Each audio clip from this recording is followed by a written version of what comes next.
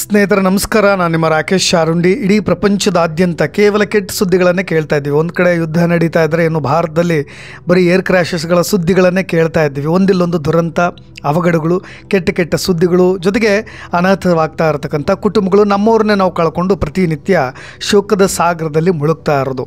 ಇನ್ನೊಂದು ಕಡೆ ಇದೇ ರೀತಿಯಾದಂಥ ದುರಂತ ಕೂಡ ಪುಣೆಯಲ್ಲಿ ನಡೆದಿದೆ. ಮಳೆಗಾಲ, ಎಲ್ಲ ಕಡೆ ನೀರಿನ ಹರಿವಿರುತ್ತೆ, ಸೆಳೆತ ಹೆಚ್ಚು. ತುಂಬ ಮುನ್ನೆಚ್ಚರಿಕೆಯನ್ನು ವಹಿಸಿಕೊಂಡು ಪ್ರವಾಸಿ ತಾಣಗಳಿಗೆ ಭೇಟಿ ಕೊಡಿ.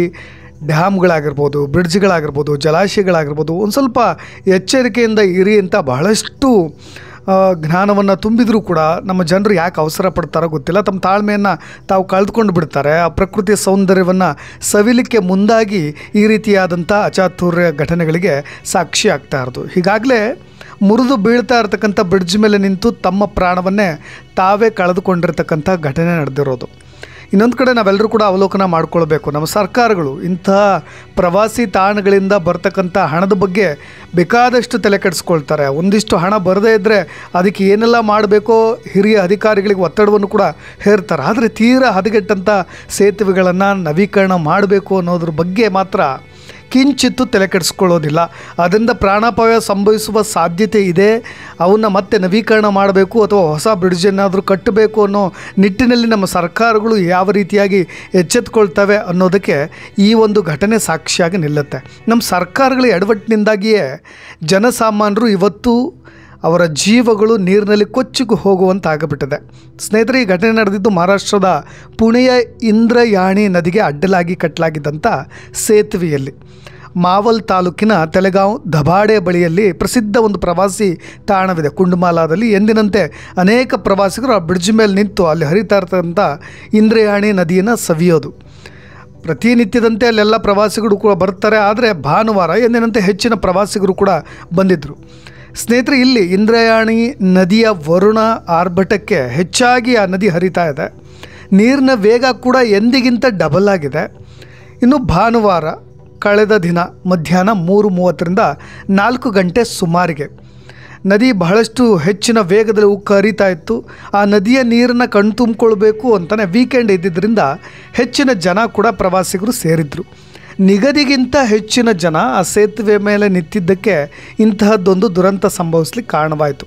ಮೊದಲೇ ಶಿಥಿಲಗೊಂಡಿದ್ದಂಥ ಸೇತುವೆ ಮುರಿದು ಬೀಳುವ ಬಗ್ಗೆ ಅಲ್ಲಿನ ಸ್ಥಳೀಯರೇ ಅನೇಕ ಬಾರಿ ಪ್ರವಾಸಿಗರಿಗೆ ಎಚ್ಚರಿಕೆಯನ್ನು ಕೊಟ್ಟಿದ್ದರೂ ಕೂಡ ಬಹಳಷ್ಟು ಜನ ಮತ್ತೆ ಉತ್ಸುಕರಾಗಿ ಅಲ್ಲಿಗೆ ಬರ್ತಾ ಇದ್ದಿದ್ದು. ಸ್ವಲ್ಪ ಸಾಮಾನ್ಯ ಜ್ಞಾನದಿಂದ ಆಲೋಚನೆ ಮಾಡಿದರೂ ಕೂಡ ಅಲ್ಲಿ ಎಷ್ಟು ಜನ ನಿಂತ್ಕೊಳ್ಬೋದು, ಅಲ್ಲಿ ಇರ್ತಕ್ಕಂಥ ನಿಯಮಗಳೇನು, ಅವುಗಳನ್ನು ಪಾಲನೆ ಮಾಡಿದರೂ ಕೂಡ ಈ ಥರದ ದುರಂತವನ್ನು ಕೂಡ ತಪ್ಪಿಸ್ಬೋದಿತ್ತೇನೋ. ಆದರೆ ಮುರಿದು ಬೀಳ್ತಕ್ಕಂಥ ಸೇತುವೆ ಬಗ್ಗೆ ಸರ್ಕಾರವೂ ಕೂಡ ಸ್ವಲ್ಪ ಎಚ್ಚೆತ್ತುಕೊಳ್ಬೇಕಾಗಿತ್ತು ಅಂತ ಅನಿಸುತ್ತೆ. ಇನ್ನು ಈ ಸೇತುವೆ ತಡೆದುಕೊಳ್ಬಹುದಾದಂಥ ಸಾಮರ್ಥ್ಯದ ಬಗ್ಗೆಯೂ ಕೂಡ ಒಂದು ತುದಿಯಲ್ಲಿ ಬರೆಯಲಾಗಿತ್ತಂತೆ, ಎಷ್ಟು ಜನ ನಿಂತ್ಕೊಳ್ಬೋದು, ಏನೆಲ್ಲ ನಿಯಮಗಳಿದೆ ಅಂತ. ಆದರೆ ನಮ್ಮ ಜನಕ್ಕೆ ಆ ತಾಳ್ಮೆ ಕೂಡ ಇಲ್ಲ. ಏಕಾಏಕಿಯಾಗಿ ಅಧಿಕ ಸಂಖ್ಯೆಯಲ್ಲಿ ಆ ಸೇತುವೆ ಮೇಲೆ ಜಮಾಯಿಸಿಬಿಟ್ರು. ಆದರೆ ಕೆಳಗೆ ಹರಿತಾ ಇರತಕ್ಕಂಥ ನದಿ ಅಲ್ಲಿ ಮೇಲೆ ನಿಂತಿದ್ದಂಥ ಎಲ್ಲರ ಜೀವವನ್ನು ಬಲಿ ತೆಗೆದುಕೊಳ್ಳಲಿಕ್ಕೆ ಬಾಯಿ ತೆರೆದು ಕಾಯ್ತಾ ಇತ್ತು. ಜವರಾಯ ಹೊಂಚು ಹಾಕಿ ಕೂತು ಬಿಟ್ಟಿದ್ದ. ಇದ್ಯಾವುದರ ಬಗ್ಗೆಯೂ ಕೂಡ ಆತಂಕವೂ ಇಲ್ಲದಂತೆ ಅಲ್ಲಿನ ಪ್ರವಾಸಿಗರು ಅಲ್ಲಿ ಮೋಜು ಮಸ್ತಿಯನ್ನು ಮಾಡ್ತಾಯಿದ್ರು.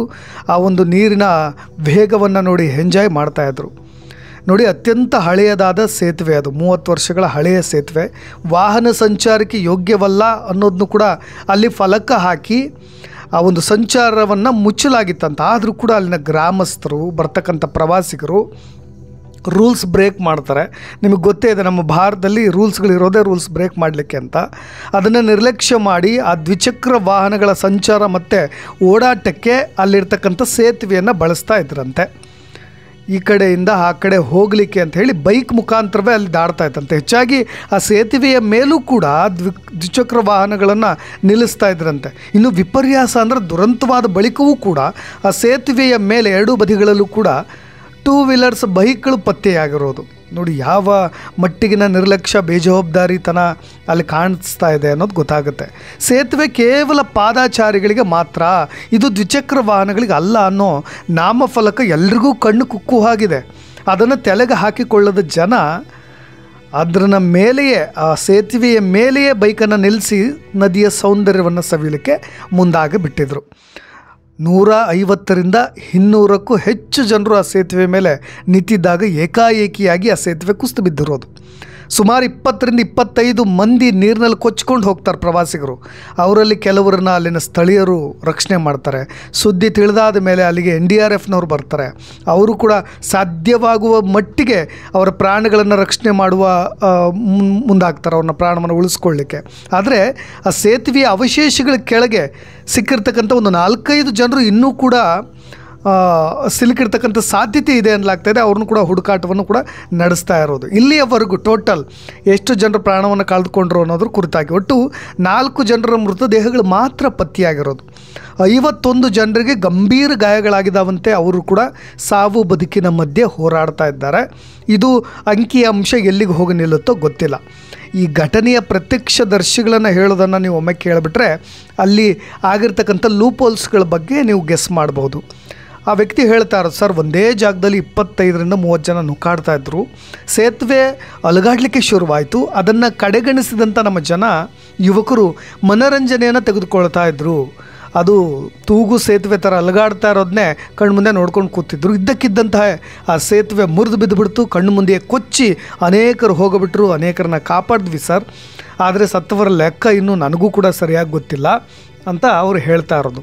ನೋಡಿ, ವೈಫಲ್ಯಗಳ ಬಗ್ಗೆ ಮಾತನಾಡಲೇಬೇಕು. ನಾವು ಜನಸಾಮಾನ್ಯರನ್ನ, ಸಾರ್ವಜನಿಕರನ್ನ ಇಲ್ಲಿ ದೂರೋದಲ್ಲ, ಅಲ್ಲಿ ಸೆಕ್ಯೂರಿಟಿಗೆ ಅಂತ ಯಾರನ್ನ ನಿಲ್ಲಿಸಬೇಕಾಗಿತ್ತು. ಜೊತೆಗೆ ಆ ಸೇತುವೆಯ ಸಾಮರ್ಥ್ಯ, ದಕ್ಷತೆ ಅದನ್ನು ಅರ್ಥ ಮಾಡ್ಕೊಳ್ಬೇಕಾಗಿತ್ತು. ಸದ್ಯ 30 ವರ್ಷ ಹಳೆಯ ಕಬ್ಬಿಣದ ಪಾದಾಚಾರಿ ಸೇತುವೆ ಆಗಿದ್ದರಿಂದ ಅದು ಈಗಲೂ ಕೂಡ ಯೂಸ್ ಮಾಡಲಿಕ್ಕೆ ಬರುತ್ತಾ, ಅಥವಾ ಅಲ್ಲಿನ ಪ್ರವಾಸಿಗರು ಎಲ್ಲರೂ ಕೂಡ ಅಲ್ಲಿ ನಿಂತ್ಕೊಂಡು ದರ್ಶನ ಮಾಡ್ಬೋದಾ, ಪ್ರಕೃತಿ ಸೌಂದರ್ಯವನ್ನು ಸವಿಬಹುದಾ ಅನ್ನೋದ್ರ ಬಗ್ಗೆ ಸರ್ಕಾರ ಎಚ್ಚೆತ್ತುಕೊಂಡಿದ್ದರೆ ಸಾಕಿತ್ತು ಅನಿಸುತ್ತೆ. ಯಾಕೆಂದರೆ ಇದೇ ಕುಸಿತಾ ಇರತಕ್ಕಂಥ ಸೇತುವೆಯನ್ನು ಬದಲಿಸಬೇಕು ಅಂತಲೇ 1 ತಿಂಗಳ ಹಿಂದೆ ಒಂದು ಪ್ರಾಜೆಕ್ಟ್ ಕೂಡ ಅಪ್ರೂವ್ ಆಗಿತ್ತಂತೆ. ಒಂದು ಹೊಸ ರಚನೆಗೋಸ್ಕರ ಒಂದು ರಾಜ್ಯ ಸರ್ಕಾರವೇ, ಮಹಾರಾಷ್ಟ್ರ ಸರ್ಕಾರವೇ ಒಂದು 8 ಕೋಟಿ ಮಂಜೂರನ್ನು ಕೂಡ ಸ್ಯಾಂಕ್ಷನ್ ಮಾಡಿದೆ.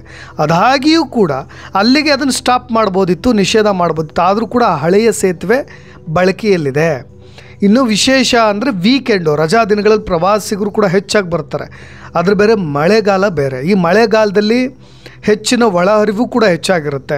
ಈ ಥರದ ಮುರಿದು ಬೀಳ್ತಕ್ಕಂಥ ಸೇತುವೆಗಳ ಮೇಲೆ ಜನರಿಗೆ ಅವಕಾಶ ಮಾಡಿಕೊಡೋದು ಎಷ್ಟು ಸೂಕ್ತ ಅನ್ನೋದನ್ನು ಕೂಡ ನಾವು ಯೋಚನೆ ಮಾಡ್ಬೋದಿತ್ತು. ಅದನ್ನು ಕ್ಲೋಸ್ ಮಾಡಿದರೆ ಸಾಕಿತ್ತು. ಇನ್ನು ಇತ್ತೀಚೆಗೆ ಸುರಿದಂಥ ಭಾರಿ ಮಳೆ, ಕಳೆದ ಒಂದು 3-4 ದಿನಗಳಿಂದ ಈಗಾಗಲೇ ಆರೆಂಜ್ ಅಲರ್ಟ್ನು ಕೂಡ ಘೋಷಣೆ ಮಾಡಿದ್ದಾರೆ. ಇಂದ್ರಾಯಣಿ ನದಿಯಲ್ಲಿ ನೀರು ಹುಕ್ಕು ಹರಿತಾ ಇದೆ, ಅಪಾಯದ ಅಂಶ ಹೆಚ್ಚಾಗಿದೆ. ಈ ಥರದ ಎಚ್ಚರಿಕೆ ಫಲಕಗಳಿದ್ದರೂ ಕೂಡ, ಬ್ಯಾರಿಕೇಡ್ಗಳಿದ್ದರೂ ಕೂಡ ಜನರು ಕೂಡ ಅದನ್ನು ನಿರ್ಲಕ್ಷ್ಯ ಮಾಡಿಬಿಟ್ಟಿದ್ದಾರೆ. ಆ ರೂಲ್ಸ್ಗಳನ್ನು ಬ್ರೇಕ್ ಮಾಡಿಬಿಟ್ಟಿದ್ದಾರೆ. ಏಕೆಂದರೆ ಅವ್ರ ಉತ್ಸಾಹ ಕೂಡ ಹಾಗೆ ಅಲ್ವಾ, ಮಳೆಗಾಲ ಯಾವಾಗಲೂ ಕೂಡ ಇರೋದಿಲ್ವ.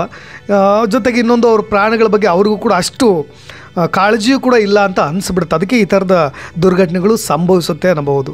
ಹೆಚ್ಚಾಗಿ ಸರ್ಕಾರಗಳು, ಅಲ್ಲಿನ ಸ್ಥಳೀಯ ಆಡಳಿತ ಮಂಡಳಿಗಳು ಏನು ಯೋಚನೆ ಮಾಡಬೇಕು ಅಂದರೆ ಸಾರ್ವಜನಿಕರ ಸುರಕ್ಷತೆಯ ಬಗ್ಗೆ ಹೆಚ್ಚಿನ ಒತ್ತು ಕೊಟ್ಟಾಗ ಈ ಥರದ ದುರಂತಗಳು ಸಂಭವಿಸೋದಿಲ್ಲ.